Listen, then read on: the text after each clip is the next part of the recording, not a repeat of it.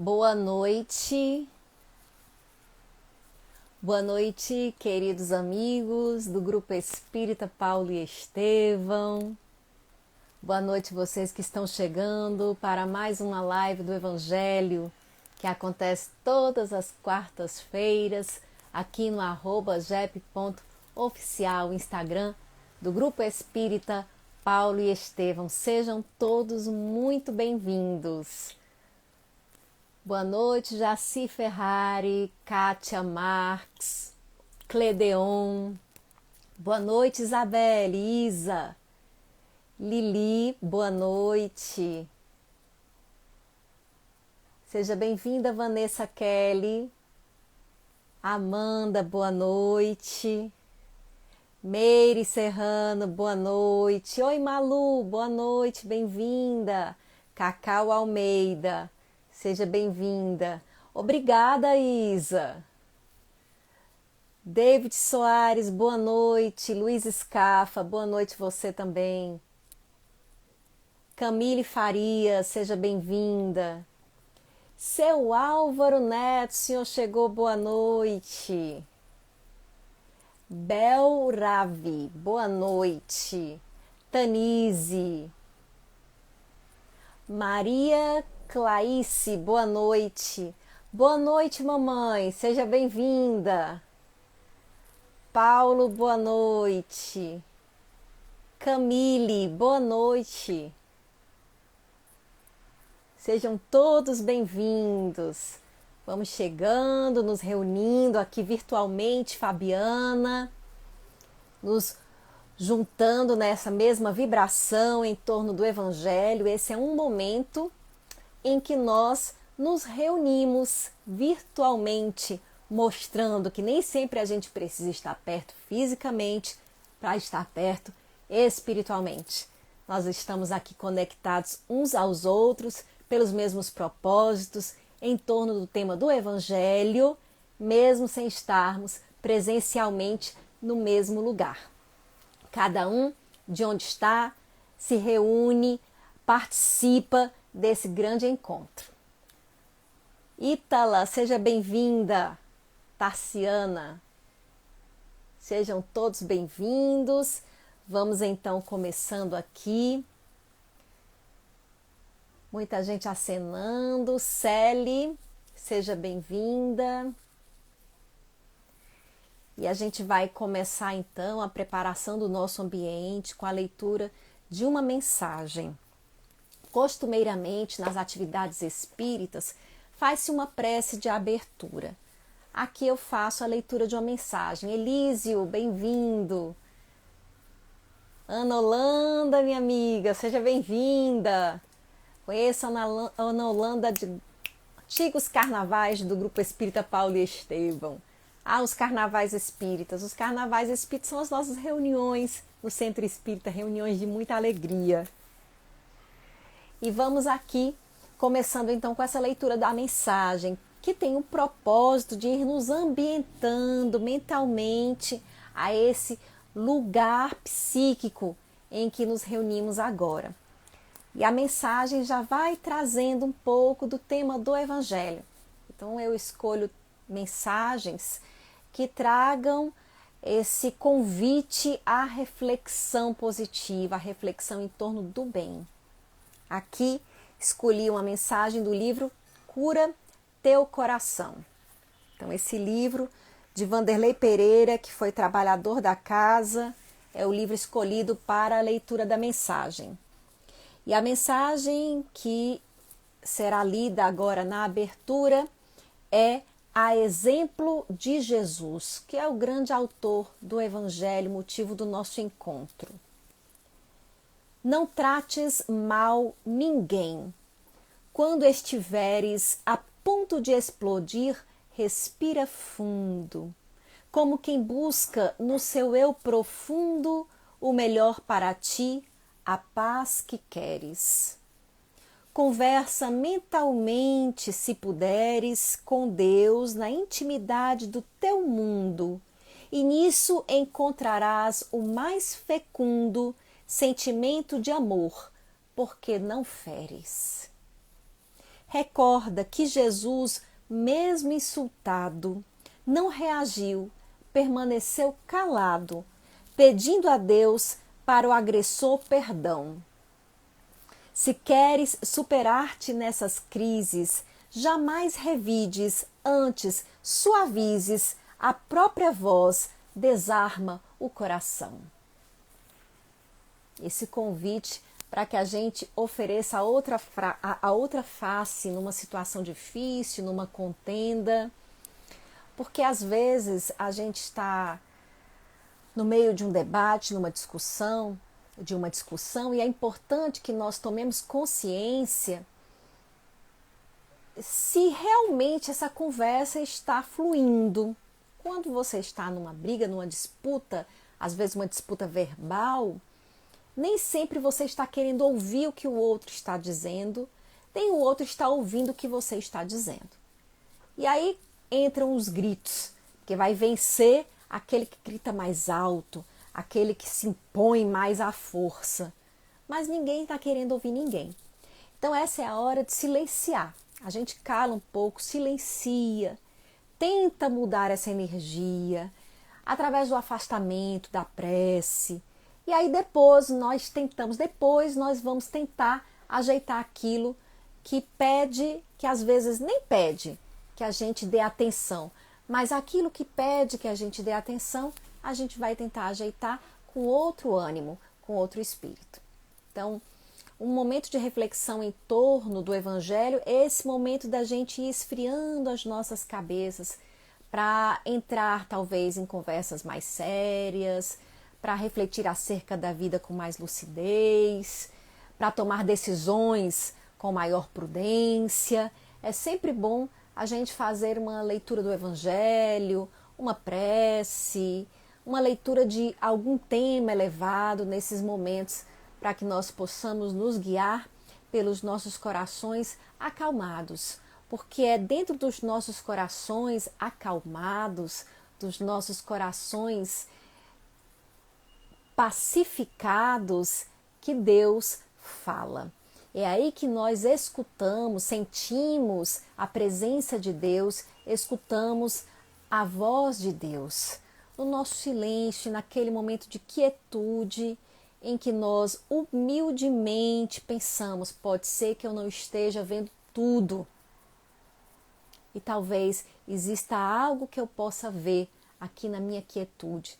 E a gente tenta escutar a voz da sabedoria que existe em nós, que é a grande voz do nosso Criador.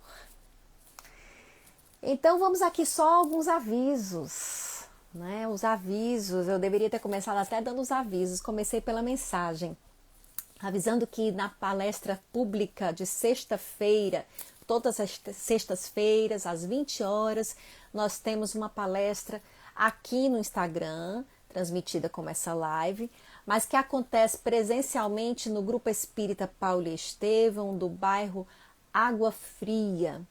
Quem quiser comparecer lá, fisicamente na palestra, pode ir com sua máscara, com seu álcool gel, sentando afastado do outro, e depois existe a aplicação dos passes. E a palestra dessa sexta-feira terá como tema comportamento mediúnico, e o palestrante Francisco Cavalcante.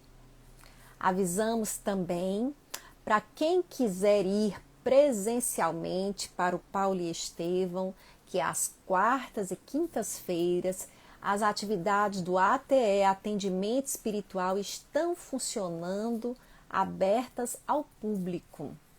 Claro que se respeitando todas as convenções do momento, as imposições de ordem sanitária, para que nós passemos bem nesse momento da humanidade, esse momento de pandemia. O ATE tem às 20 horas, tanto no bairro da Água Fria quanto no bairro da Piedade.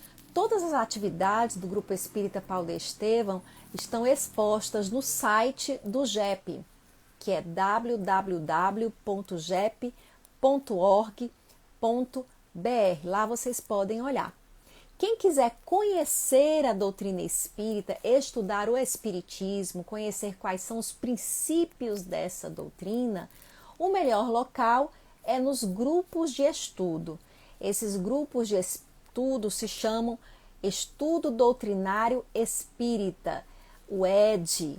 E as turmas de ED estão iniciando agora. Já começaram nesse sábado, na última terça-feira, mas ainda dá tempo da gente entrar. Quem não se inscreveu pode ainda se matricular no Estudo Doutrinário Espírita.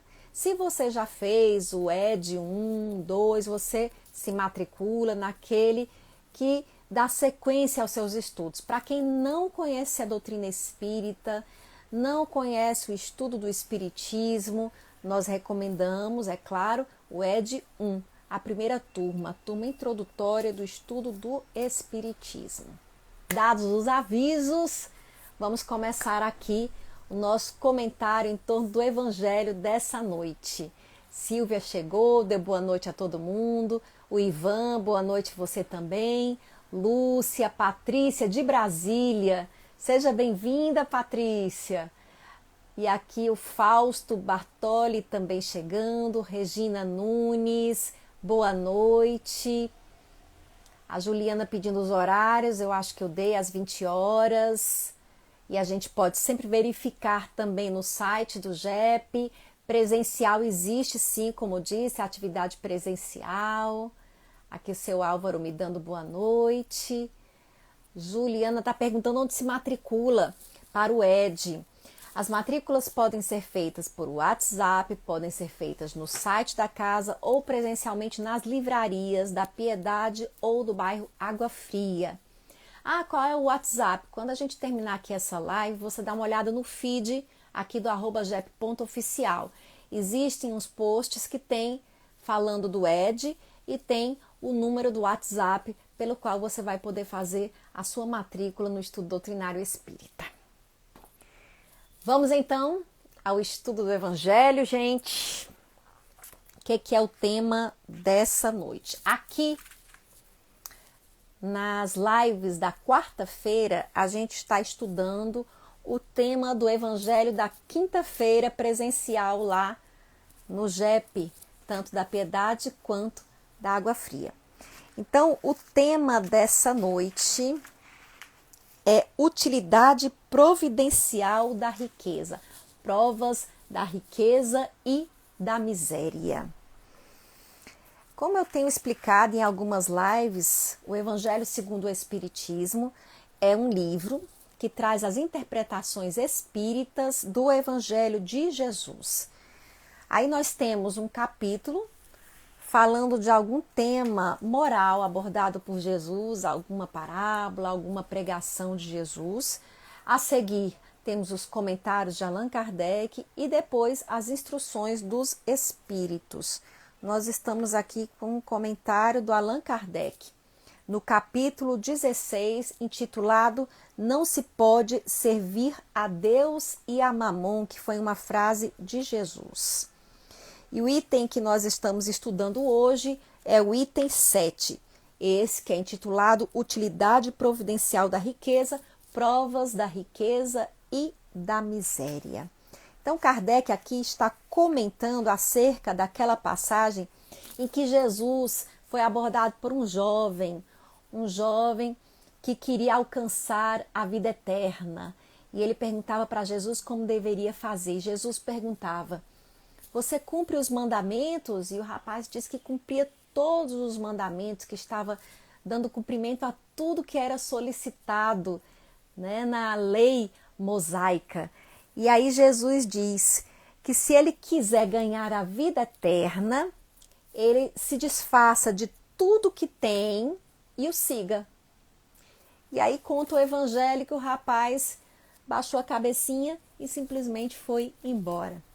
E aí Jesus pediu demais. Cumprir os mandamentos não era tão difícil para ele quanto abandonar tudo que tinha e seguir Jesus. Mas como é que a gente pode interpretar essas palavras de Jesus? Será que a gente tem que abandonar tudo que a gente tem para seguir Jesus? Tem gente que quer fazer isso literalmente. Nós temos a figura de Francisco de Assis, que fez isso literalmente. Francisco de Assis era um homem medieval que tinha uma boa herança, que tinha um pai burguês abastado à sua época, uma mãe instruída. Isso não era tão comum, isso era muito raro. Ainda hoje é raro, imaginem na Idade Média. Então esse rapaz, filho de boa família, abandonou tudo que tinha, até mesmo o seu sobrenome, que era Francisco Bernardoni, e se torna Francisco de Assis, e vai viver na pobreza, como ele chamava a irmã pobreza. E aí ele faz o seu itinerário de santidade. O que é santidade? O que é ser santo? É ser são. O que é são? Saudável. Saudável espiritualmente. A princípio, no cristianismo, chamava-se todos os cristãos de santos. Todos eram saudáveis espiritualmente, porque abraçavam o evangelho. Depois, passou-se a se chamar de santo apenas aquele que tivesse uma atitude específica, uma atitude especial, de maior sacrifício. E aí nós temos a atitude de Francisco de Assis, que ficou conhecido como São Francisco, da cidade de Assis, na Itália. Pois bem, mas será que todo mundo tem que fazer a mesma coisa que Francisco, seguir essa recomendação de Jesus literalmente para se tornar santo, para ser são espiritualmente, para atingir essa saúde espiritual? Será que a gente tem que fazer isso? Ou a gente pode dar uma outra interpretação para essa passagem? É o que vai fazendo aqui Allan Kardec. Ele começa comentando sobre a riqueza. Kardec vai apresentando a riqueza como uma provação. Como assim uma riqueza, uma provação? Provação é a miséria, é a extrema pobreza, é você sentir fome, é você sentir frio, é você não ter assegurado o dia de amanhã. Isso é que é a grande provação. Sem dúvida, é extremamente difícil essa provação. Mas Kardec apresenta qual é a dificuldade da prova da riqueza. Aí ele mostra: sem dúvida, pelos arrastamentos a que dá causa, pelas tentações que gera e pela fascinação que exerce, a riqueza constitui uma prova muito arriscada, mais perigosa que a miséria. Por quê?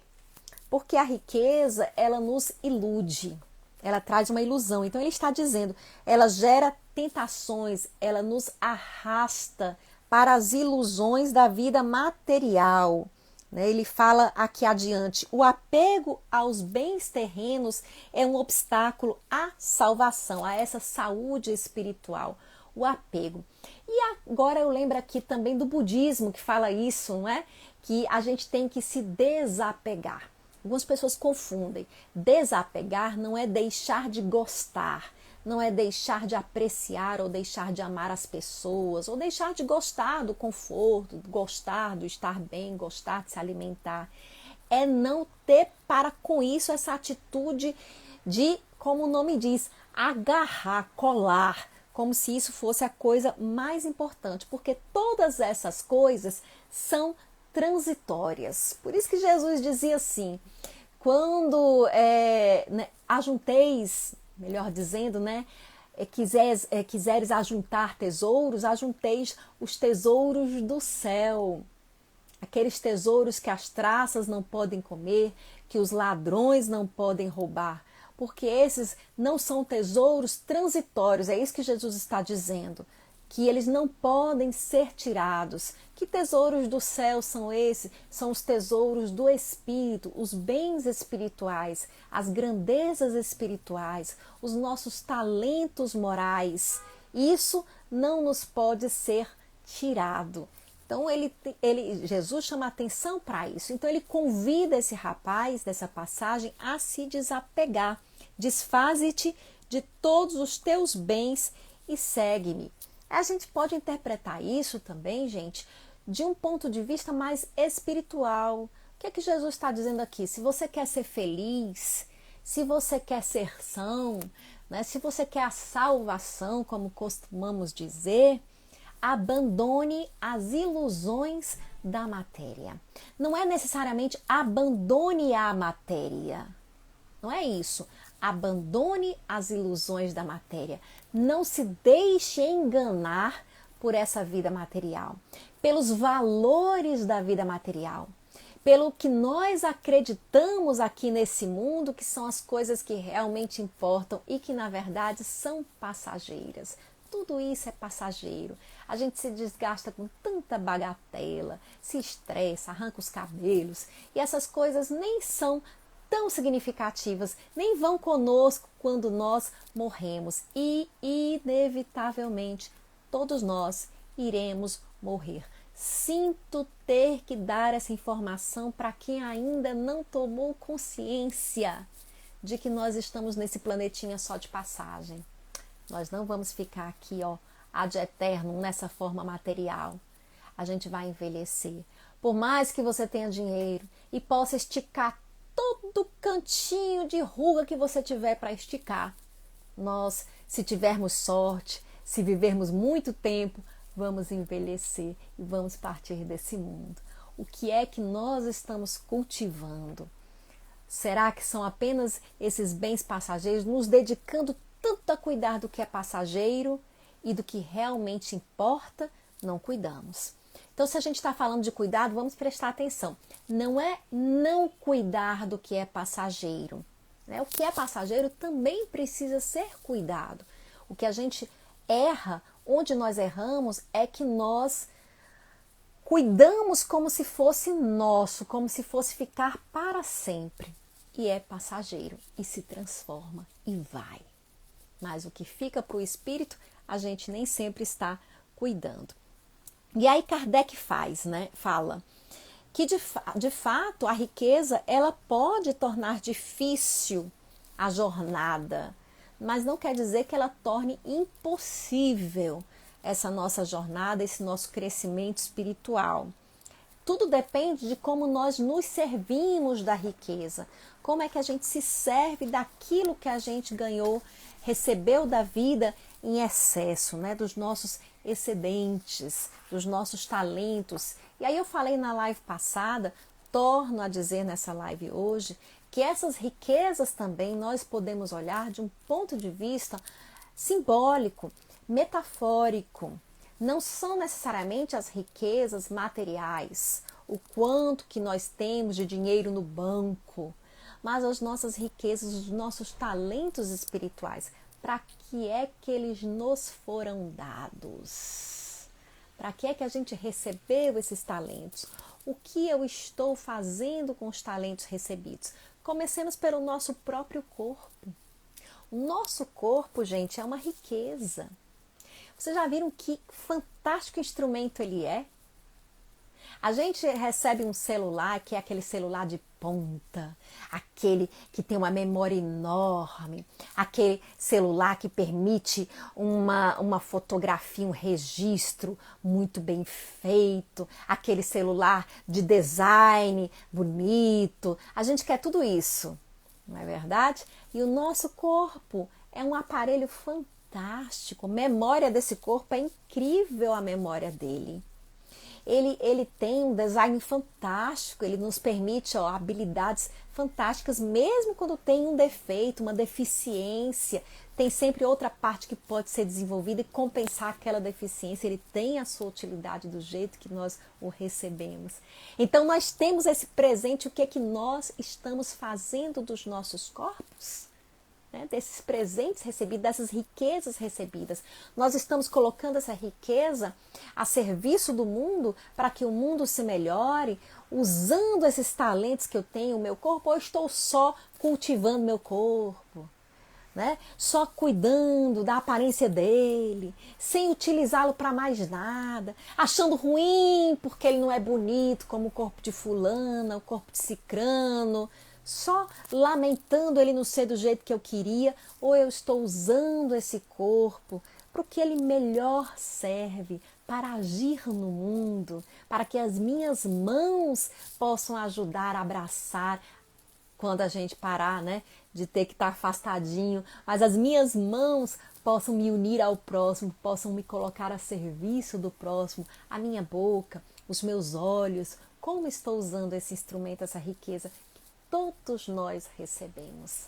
Como nós estamos usando isso? Vamos começando refletindo por aí. A inteligência é outra riqueza, a capacidade de sorrir, a capacidade de olhar o outro e olhar por dentro. Como é que a gente tem utilizado isso? O quanto que a gente tem colocado essa riqueza a serviço, que utilidade nós fazemos dela a serviço do outro, a serviço da humanidade, da melhoria do mundo, que nós reclamamos tanto do mundo, mas o que nós temos feito para contribuir para que esse mundo seja melhor, fazendo a nossa parte. Então essa é a grande reflexão. E aqui no finalzinho, no último parágrafo, Kardec vai falando do quanto que as riquezas elas trazem de bem para a humanidade, de investimento na ciência, de investimento no intelecto, no conhecimento, que ajuda o progresso intelectual. Tudo bem. É claro que mesmo aí a gente tem que ver como essa riqueza é feita. O homem ele tem assim, às vezes, uma capacidade de se iludir muito grandemente com esses bens materiais e até assim nas grandes proporções. Por exemplo, você trabalha na indústria alimentícia. Vamos falar dos animais, a pessoa trabalha com a indústria dos animais, com a pecuária, com a plantação, com a agropecuária, a pessoa trabalha nesse lado e ela começa a explorar a terra, a explorar os animais, a maltratar os animais, a maltratar a terra, a contaminar a terra. Para quê? Para ter mais riqueza, para ter mais poder, explorar o trabalho dos outros. Novamente aí é uma distorção e um mau uso da riqueza. Isso tem suas consequências. Isso são danos que estão se cometendo em larga escala. E a gente tem que começar a tentar evitar isso. Então, nós temos que prestar atenção como estamos trabalhando, inclusive nisso daí. Você pensa, eu não estou fazendo nada, mal a ninguém. Se você está explorando, você já está fazendo um mal. Então, se nós pensássemos em não explorar e tentar procurar, se eu trabalho com comércio, colocar o preço justo, tentar estabelecer um equilíbrio dentro das nossas possibilidades, o mundo já vai melhorando um pouquinho. Mas o ser humano é assim, Nós nos enganamos, nos iludimos. Às vezes você está num cargo público também. E o cargo público, você não... Às vezes a pessoa está num cargo público, gente, ela não sente que está roubando. Porque ela não está fazendo um assalto à mão armada, ela acha que não está roubando. Ela desvia aquela verbazinha para o que ela acha que é bom. Ela está fazendo bem para a sua família, está sendo generosa. Então, abre os olhos, presta atenção. Não é porque você não vê o dono daquele investimento, daquele dinheiro que é colocado para que você administre em prol da sociedade, não é porque você não vê que isso não está acontecendo. Mas a matéria, ela nos ilude, ela nos engana. Por isso que a riqueza e a riqueza do poder também é uma tentação. Sobretudo a riqueza do poder. Nós temos muito poder nas mãos, por exemplo, quando nós temos filhos. Essa é uma grande riqueza de poder que está na mão de todo mundo. A gente pensou logo o quê? Nos governantes, não foi verdade? Mas o quê? Quando nós governamos a nossa casa, nós podemos conhecer um pouquinho do que é o nosso caráter, de como a gente pensa, do que a gente acredita. Será que eu não abuso do poder? Eu maltrato os meus filhos? Eu humilho os meus filhos? O meu cônjuge, se ele é mais fraco, se ele é dependente financeiramente? O que eu tenho feito? Como eu tenho dialogado com essas pessoas? São reflexões também, são riquezas que nós também possuímos. A riqueza de poder gerir um lar, administrar um lar. E que abusos eu posso estar cometendo dentro desse lar. Estão vendo como o poder nos engana, nos ilude? Eu bato nos meus filhos somente para educar. E eu sou uma pessoa que defende nós nunca usarmos a violência com pretexto de educar. Porque quando eu uso a violência com o pretexto de educar, eu estou dizendo que dependendo dos motivos, a violência é válida. E nós temos que fazer uma educação pelo amor e pelo exemplo. Agora, ela é muito mais difícil, ela é muito mais trabalhosa. Ela requer muito maior esforço, é muito mais cômodo eu educar dessa maneira. Faça o que eu digo, mas não faça o que eu faço. É difícil a gente educar pelo amor, porque para educar pelo amor, primeiro eu tenho que me educar, eu tenho que me amar, né? Tenho que tentar me conhecer, tenho que tentar modificar os meus hábitos. Se eu quero cobrar do meu filho que ele se alimente melhor, eu me alimento melhor. Eu trago o melhor alimento para dentro da casa. Se eu tenho que cobrar do meu filho que ele estude, eu tenho que estudar também. Se eu tenho que cobrar do meu filho que ele não bata nos amiguinhos, eu vou dar o exemplo da pacificidade para ele. Se eu quero cobrar do meu filho que tenha atitude, eu tenho que tomar atitude não governando a vida dele, mas governando a minha e mostrando para ele como é que a gente administra a própria vida. Dando a ele a liberdade de pensar, de agir e de escolher, respeitando ele, é claro que compreendendo, a depender da idade dele, que ele precisa de orientação e que ele às vezes precisa de regras firmes e fortes. Tudo isso eu tenho que ter em mente. A gente quer se preparar muito para ter filhos materialmente. Olha como esse mundo material nos engana. Eu não posso ter filhos porque eu não tenho dinheiro. Mas a gente tem que se preparar para ter filhos, sobretudo espiritualmente. Se você não está em paz, se você não se ama, se trabalhe se você quiser ter filhos. Porque você não vai ter um filho sem se amar e ensinar esse filho a se amar. Não se iluda. Nós ensinamos, sobretudo, pelo exemplo. É como a gente se ama que os nossos filhos vão aprender a se amar. Então, esse é o primeiro passo em prol de uma boa educação, educarmos a nós mesmos.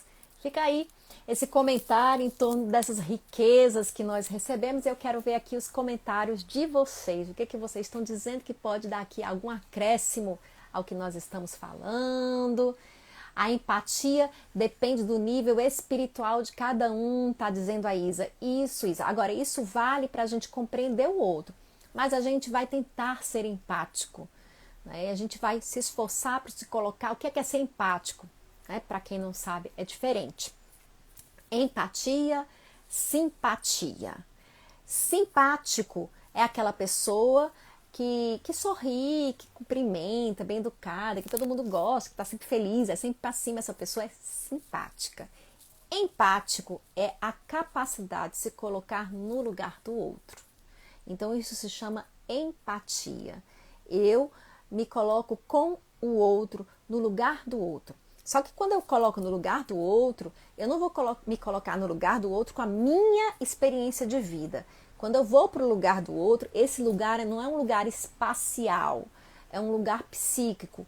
Eu vou me colocar no lugar do outro, levando em consideração a experiência de vida dele. Então, às vezes, a gente não conhece a experiência de vida do outro. E é aí que a gente pensa, né? Se ele está agindo assim, alguma coisa ele acha, né, que ganha agindo desse jeito. Essa pessoa tem algum móvel, algo por trás, fazendo com que ela haja desse jeito. Eu não conheço. Mas eu sei que no fundo todo mundo está buscando ser feliz. Ele está buscando às vezes ser feliz por um caminho torto. Então eu faço uma prece por ele, eu tento conversar se for possível. Se não for possível, eu fico aqui em oração, só tento fazer diferente dele. Temos que ficar atentos às nossas pequenas corrupções, diz a Lúcia. É verdade, Lúcia, nós temos que estar atentos. Agora, a gente só tem que ter cuidado para a gente não ter assim um sistema de autoflagelo, né? De autoexigência. É tão difícil equilibrar isso, porque, vejam, a educação tem que ser sempre pelo amor, inclusive a autoeducação. E aí, quando você se observa como um ser falho, você tem que partir do princípio de que você merece, porque você é especial, você merece se libertar daquelas falhas. Percebe aí a diferença? Não é, eu sou horrível, eu não presto para nada, eu sou um ser inferior, eu tenho inveja, eu tenho isso, eu tenho aquilo. Nossa, meu Deus, Eu ainda tenho inveja dentro de mim, isso me faz tão mal. Eu vou tentar entender como é que eu faço para me libertar disso. Ah, eu ainda tenho raiva dentro de mim. Ai, Deus, eu ainda tenho tanta raiva dentro de mim. De onde vem essa raiva? Como é que eu faço para me libertar dessa raiva? É diferente. A gente tem que ter cuidado para que esse olhar voltado para nós mesmos não seja um olhar acusatório, né? Um olhar recriminatório, mas que seja um olhar generoso. Porém, por ser um olhar generoso, não seja também um olhar autocondescendente, um olhar que se permite tudo, que não se dá limites. Percebem como é difícil? É um equilíbrio. Então é preciso que a gente se ame como a gente ama uma criança, um filho, né? Um filho, a gente tenta passar esse amor para ele, bota ele na escola mesmo sem ele gostar, porque sabe que é o melhor para ele. Então, do mesmo jeito, a gente tem que fazer com a gente. Olha, eu vou fazer isso por mim porque eu sei que é o melhor para o meu crescimento, para o meu desenvolvimento, para que eu conquiste a minha felicidade. Mas não, eu sou a coisa pior do mundo, eu sou horrível. Não é por aí. Então, é isso que é difícil a gente entender. Que essa autoeducação não é através do terror, é através do amor. Aqui a Silvia falando do bom exemplo, certamente em relação aos filhos, é isso mesmo. A Maria dizendo que os filhos são espelhos dos pais, né? Muito bem, é verdade, em grande parte. Só também, sempre para a gente tentar o equilíbrio, né? Maria Gegleiane, a gente tentar esse equilíbrio. Eu disse isso já muitas vezes, eu escuto muito esse discurso, né, do homem do século XXI, do século XX, tem esse discurso muito presente. Então, com a descoberta, com o desenvolvimento da psicologia, com a descoberta da importância da infância, do peso da educação, da formação da pessoa na sua vida adulta, nós acho que às vezes também supervalorizamos a responsabilidade dos pais, né? Nós temos que lembrar, como espiritualistas, como espíritas, que aquele ser que nós recebemos como filho é um espírito. Então, ele tem uma história anterior ao nascimento, né? Esse espírito, ele nos é entregue, mas ele não é o puro reflexo da gente. Então, ele vai ver a nossa família, e aí realmente é verdade, Maria, ele vai mostrar no comportamento dele muito do que ele vê na família, mas não podemos esquecer que ele também tem as suas próprias aptidões. Então, aí a gente respeita e não se culpa por tudo que um filho faz, né? Que tem pais que ficam também se atribuindo um peso excessivo, um controle excessivo pelos filhos, como se os filhos fossem meros resultados do que eles fazem ou planejam. Não é verdade. Os filhos são espíritos livres, eles têm uma própria história. Então, a missão dos pais é orientar esses espíritos, dar a eles o melhor exemplo, mostrar a eles esse exemplo. E aí a gente entra em algumas coisas que a gente tem que entender. Por isso que é importante nós nos conhecermos. Porque nós pensamos, eu vou mostrar para o meu filho o exemplo de um bom casamento. E aí um bom casamento é aquele que os pais nunca discutem. E para nunca discutir, o que faz? Um dos cônjuges fica sempre calado. Parece que é maravilhoso, mas não é verdade. Discutir é importante às vezes para o crescimento da criança. Agora, como você discute é que faz toda a diferença, né? Discutir, debater, confrontar o adverso, isso é importante. O filho, ele tem que ver isso acontecer também, né? Mas como isso é feito? É aos gritos, aos berros, desrespeitando, maltratando. Se por acaso se extrapolou uma vez, o que acontece depois? Um pede desculpa, se explica, né? Se conversa em família a respeito. Então, tudo isso é educação. Tudo isso é esse exemplo. Então, não é uma vida, faz de conta, uma vida fingida.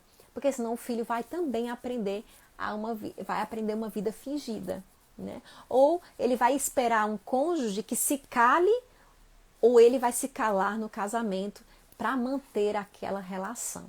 Então, é muito difícil essa relação madura. Mas nós que já estamos abrindo os olhos, acordando, despertando para a necessidade dela, já podemos começar a tentar construí-la. Uma relação madura pede o diálogo, a discordância também. Não é possível que um casal concorde em absolutamente tudo. E o que a gente discorda vira tabu, ninguém pode falar, não. Nós podemos conversar e como nós iremos conversar isso é que é o amadurecimento. Não precisam concordar em tudo. Às vezes um ou outro vai ter que ceder, né? Porque é uma dupla, é uma família, a gente tem que ceder às vezes, né? Em nome do outro. Mas você não pode ser aquele que cede sempre. Você tem que tentar negociar o que é que a gente vai ceder, o que é que realmente precisa ceder, o que é importante. Vejam que grande desafio é o relacionamento a dois. Alguém está dizendo que é um grande exercício. A Lúcia dizendo, o exemplo vale mais que 1000 palavras. Os filhos, as pessoas em geral observam as nossas atitudes, compreendendo o que ele vivencia. Carol, por mais que tentemos nos desapegar da materialidade, diz o Paulo, como podemos manter o equilíbrio em direcionar aquilo que é essencial? Pergunta o Paulo. Existe uma coisa que Jesus chamou orar e vigiar, Paulo. No budismo se chama estar presente, não é? Atenção plena. Atenção plena. Na Gestalt terapia é estar aware, né? Que é estar presente. Você praticar a awareness, né? Nós temos que estar presentes no aqui e no agora, ou seja, preste atenção.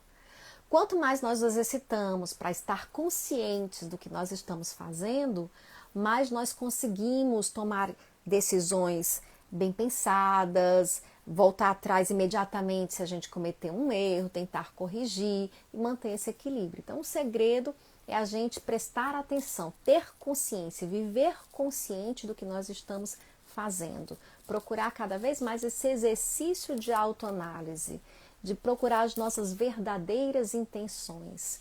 Sabe, gente, a gente para poder fazer isso tem que primeiro realmente se amar. Então, assim, nós temos muito medo de encarar, de olhar para as nossas sombras, né? Para aquilo que é geralmente o que a gente mantém na sombra são características não aceitas, características ruins, a nossa raiva, o nosso ciúme, a nossa inveja, o nosso despeito. Isso a gente joga na sombra. Mas nós temos que tentar entender realmente se isso está ativo em uma determinada conversa. Então, por exemplo, eu vou ter uma conversa com meu filho, né? E a minha conversa, ela é feita de uma forma humilhante, né? Eu começo a desqualificar e colocar meu filho para baixo. Às vezes a mãe faz isso. E ela vai dizer, não, é porque eu amo meu filho. Porque para ela é impossível ver uma parte dela, talvez, que sinta inveja do filho. Isso pode acontecer. Ela não precisa dizer para o filho, mas você tem que reconhecer. Um grande conto que mostra isso é a Branca de Neve. Então, muitas mães, quando atingem a meia-idade, é a idade em que suas filhas estão florescendo em beleza. E muitas mães, de uma forma inconsciente, querem, né, botar as filhas para baixo. Criticam tudo que elas fazem, as escolhas delas, a maneira como elas se vestem. E a mãe não percebe que ela está fazendo isso no fundo, porque ela queria aquela juventude dela para ela. Então é o conto da madrasta da Branca de Neve. Então a gente tem que ter cuidado com isso. Quanto mais consciente você vê, para que eu vou falar isso? Eu vou respeitar minha filha, ela pensa diferente de mim. O conceito dela de beleza talvez seja um pouco diferente do meu.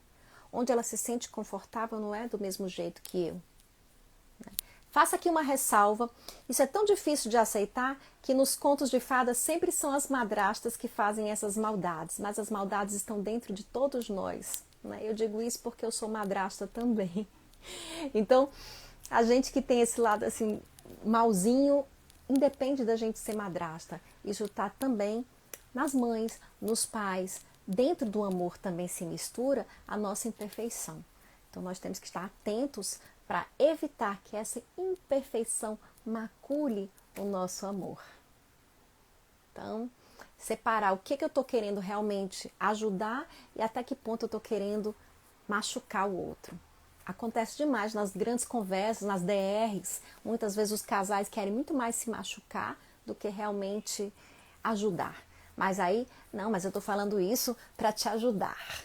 Quando na verdade você tá querendo lascar o outro. Né? Deixa eu ver o que mais aqui vocês estão dizendo. Filho, espelho dos pais. Deixa eu ver aqui, já foi dito. Aqui a Ítala Tassiana está dizendo com muita iluminação, né, muita sapiência. As pessoas quando têm filhos acham que os filhos são seus, sua propriedade, mas na verdade os filhos são de Deus. Ele pediu para nós, os pais, cuidarmos dele. Pois é, né? Deus confiou na gente, ufa, mas se ele está confiando é que eu não vou duvidar. Mas assim, é verdade, o filho não é meu. Né? O filho é de Deus. Eu sou aqui um facilitador, aquele a quem Deus confiou esse filho para que a gente pudesse guiá-lo na vida. E aí eu não posso também exigir de mim perfeição. Eu sei que vou falhar. Sabe aquela música, eu sei que eu vou te amar, por toda a minha vida eu vou te amar. Então a gente vai fazer aqui uma analogia aqui com a música, né? Uma paródia, eu vou dizer assim, eu sei que eu vou falhar, por toda a minha vida eu vou falhar. Então, como mãe, eu já sei que vou falhar. Como pai, a gente vai falhar, né? Mas essas falhas também fazem parte do processo educativo daquele espírito. Que ele vai entender, ele vai ver, minha mãe falha. Primeiro, quando eu vejo que os meus pais falham, quando eu reconheço que os meus pais falham, eu também me permito, me autorizo a ser um ser falho. Inevitavelmente eu vou falhar porque eu não sou perfeito. Né? E como os meus pais reagem diante da falha? Será que minha mãe sabe pedir perdão? Meu pai sabe pedir perdão? Eu também vou aprendendo a pedir perdão. Né? Será que eles tentam se corrigir, eles lutam e fazem seus esforços para se melhorar? Eu vou vendo como é feito esse esforço para se melhorar. Então, faz parte da vida falhar. Às vezes o filho precisa um pouquinho disso. E até porque às vezes não é nem falha, gente, é condição da existência. Assim, Freud tem um texto chamado Mal-Estar na Civilização, em que ele fala que é impossível você realizar todos os seus desejos, essa satisfação completa. É verdade. Materialmente nós não temos como nos realizar. Por isso que se diz que a felicidade, a felicidade material plena, ela é impossível. Você não pode se satisfazer em tudo nesse mundo material. Sempre vai faltar alguma coisa, sempre vai falhar alguma coisa, gente. A gente tem que buscar uma satisfação espiritual. Então não dá para eu ter tudo nesse mundo material. Então, às vezes, eu quero duas coisas que são contraditórias, que não podem coexistir. Isso acontece, por exemplo, nos relacionamentos, no adultério. Né? Então, a pessoa quer uma pessoa e quer outra também. E ela tem que fazer, às vezes, escolhas. Né? Não dá para ela ter as duas. Então, ela tem que abrir mão de alguém, né? E fazer a sua escolha e conviver com essa escolha. Né? Ela tem que fazer isso, bom, se o combinado é esse relacionamento, né, de monogâmico. Eu não vou aqui nem entrar no mérito dos relacionamentos poligâmicos, aí cada um sabe dentro da sua cultura o que é que acha que é melhor. Mas enfim, se eu combinei, eu vou tentar manter aquilo que eu combinei com o meu cônjuge. Então não dá para você ter tudo às vezes. Ah, eu quero ter a vida de casado, mas eu quero as graças, as benesses da vida de solteiro. Também não dá. Né? Você assume responsabilidade no casamento. Eu quero ter um filho, mas eu ainda quero ter aquela vida de quem não tem filho. Não dá para você ter as duas coisas. Então, cada coisa, cada época, a vida é essa sucessão. Não se apegue a nada. Deixe ir. Você vai perder algumas coisas quando você casa, é verdade. Né? Mas você vai ganhar outras. Você vai perder algumas liberdades quando você tem filhos, é verdade, mas você vai ganhar outros presentes. Então a gente está sempre perdendo alguma coisa e ganhando outra. Não é assim o ciclo da vida? Nós perdemos os nossos avós, nós perdemos às vezes os nossos amigos, os nossos pais, mas ganhamos os nossos filhos, ganhamos os nossos netos, ganhamos os presentes que a vida nos oferece. Então a vida ela é assim, vai tirando e vai dando, vai tirando e vai dando para ver se a gente não se apega, né? E aproveita o que tem de melhor a cada momento de tudo que nos acontece. Juliana está lembrando que as palavras convencem, mas os exemplos arrastam. A Isa está dizendo que tem que ter equilíbrio para não ser nem vítima nem culpado, isso na história da culpa, né, da autoanálise. O autoconhecimento e o amor próprio ajudam no processo. A Ioana tá dando aqui boa noite. Terezinha tá me avisando falha na conexão. E aqui para mim não sinalizou. Mas enfim. A Silvia tá lembrando que nós somos espíritos diferentes. A Marisol! Saudade, não lhe vi mais, dona Marisol. Quase perdi a live, entrei várias vezes e você não estava. Nossa, meu Deus do céu, gaiata. Então a Vlad aqui, Cacau Almeida, às vezes os filhos são mais maduros que os pais, por isso é verdadeira essa bagagem que cada espírito traz.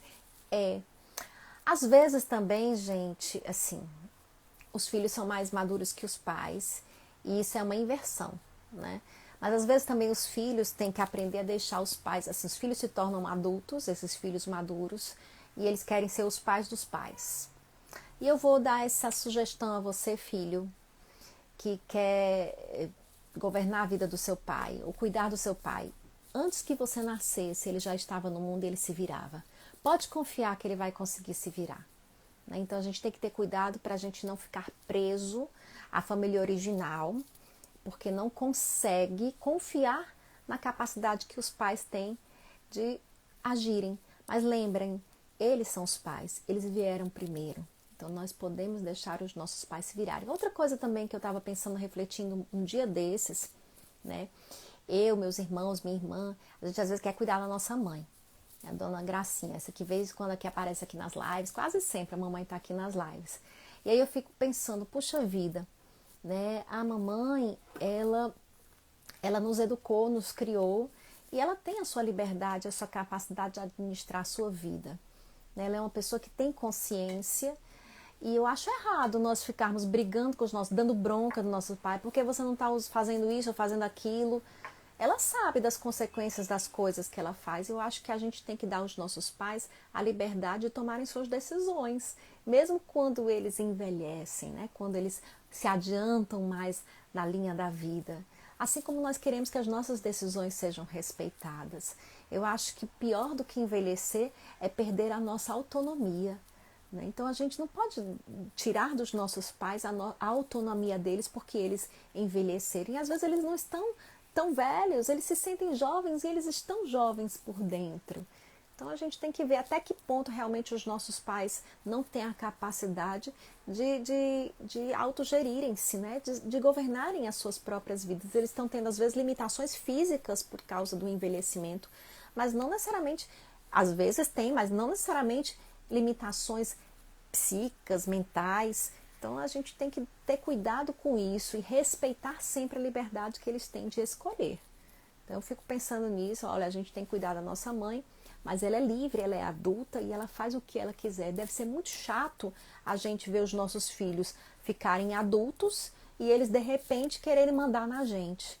Não, menino, vai pra lá. Minha mãe diz sempre assim, quem foi que te criou? Quem foi que te criou? Eu acho tão engraçado quando ela dá essa resposta, né? Quando a gente, ai, mamãe, se ela tá, meus filhos eram pequenos, a minha irmã tem um filho pequeno agora, mamãe não faz assim, por que isso? Com as nossas novas informações sobre educação, ela vira pra gente e diz, e quem foi que te criou, menina? Então, Dona Gracinha arrasa nessa resposta, é verdade, ela nos criou, nós estamos aqui, tão bem criados, né? Então, vamos confiar um pouquinho na capacidade dos nossos pais também. Eles amadureceram, eles amadurecem, estão sempre se transformando assim como nós. Não pararam no tempo não, e eles continuam sendo aqueles que nos criaram apesar de tudo. Bem, gente, vamos aqui encerrando a nossa live, né? Se vocês conhecessem Dona Gracinha, vocês iam rir muito. É uma figura. E aqui a mensagem de encerramento do marido dela, do seu Vanderlei Pereira, que levou muita bronca dela na vida e que fez aqui pra gente no livro Cura Teu Coração, a prece do enfermo. Essa é uma prece boa nesse momento em que a gente fala de doenças, de males que invadem o mundo. Então, uma prece para a gente fazer quando a gente está enfermo, e a gente pode estar enfermo do corpo ou da alma. Senhor, autor de tudo quanto existe, que o fez só por amor à humanidade, fazei com que perante a enfermidade, que hoje me aflige, não me sinta triste. Eu sei que a nossa vida aqui consiste em uma passagem com a finalidade de progredir, mas tem continuidade. Depois da morte, a progredir persiste. Peço, portanto, Pai, diante dos fatos, que continue mais firme nos meus atos, com minha fé que em tudo me acompanha, pois creio nas palavras de Jesus, cheias de amor, sabedoria e luz, que a verdadeira fé move montanha. E é isso aí. Às vezes as montanhas a serem movidas também não são montanhas materiais, são os grandes obstáculos espirituais que a verdadeira fé pode transportar. Muito obrigada, gente, pedindo aos bons espíritos que iluminem cada um dos seus lares, as nossas casas, que essa luz de Jesus se derrame nos nossos recintos domésticos, quem não estiver em casa, se estiver no hospital.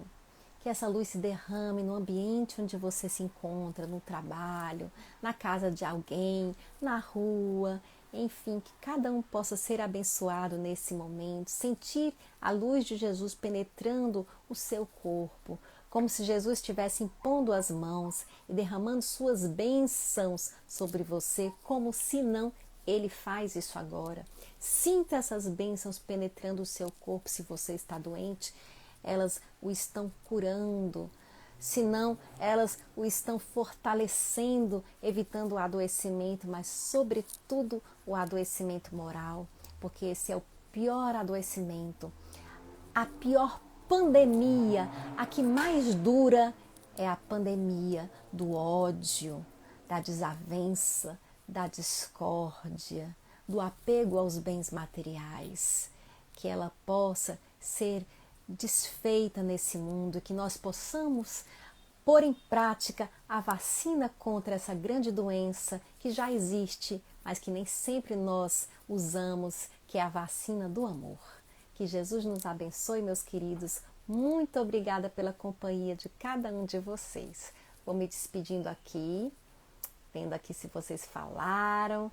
Aqui vou dizendo que eu sou boadrasta, mas o nome madrasta é de madre, né? De mãe. A gente é que faz essa distorção. A Isa dizendo que eu sou fofa, a madrasta fofa. Juliane Nogueira perguntando alguma coisa onde, não vi. Frodo, eu só me lembro do Senhor dos Anéis. Fica salvo na própria página, dizendo assim fica. Só quando a live tem alguma queda de conexão, né, que me desconecta, aí ela não fica salva, mas ela fica geralmente salva. As palestras ficam salvas aqui também. E aqui eu vou me despedindo. Marisol, Jaci Ferrari, Vanessa, Isa querida, Malu, Elzinha, querida Elzinha, Dona Gracinha. Muito bem, Carol. Ah, entendi, viu, Dona Gracinha? Isso mesmo, a senhora pode gerir sua vida, não é não? Ela é uma fofa, que vai estar dizendo é verdade, sabida que só ela, gente, a grande filósofa Gracinha Secundino, vocês precisavam conhecer, mas ela é tímida, ela não dá palestras. Eu puxei ao meu papai, seu Vanderlei, que já era mais falador, assim como eu sou, né? Então, tá vendo a história do exemplo? Eu aprendi, fiquei olhando, eu olhava sempre, eles me levavam para o centro espírita, gente, cansei de dormir vendo palestra espírita. Eu pequenininha, minha mãe comigo do lado, papai às vezes estava lá no púlpito, isso em Brasília. Aí eu adormecia do lado no colo dela. Ai, gente, a gente não apresenta, né, aos nossos filhos aquilo que nós amamos, que nós gostamos. Então, meus pais me apresentaram o espiritismo e eu cresci, tomei consciência, gostei do que eles me apresentaram e permaneço até hoje aqui com a doutrina espírita no meu coração. Obrigada, gente. Vou realmente aqui me despedindo, deixando um beijo para cada um e na semana que vem, se Deus quiser, nós tornamos a nos encontrar. Gratidão, fiquem com Deus e até mais.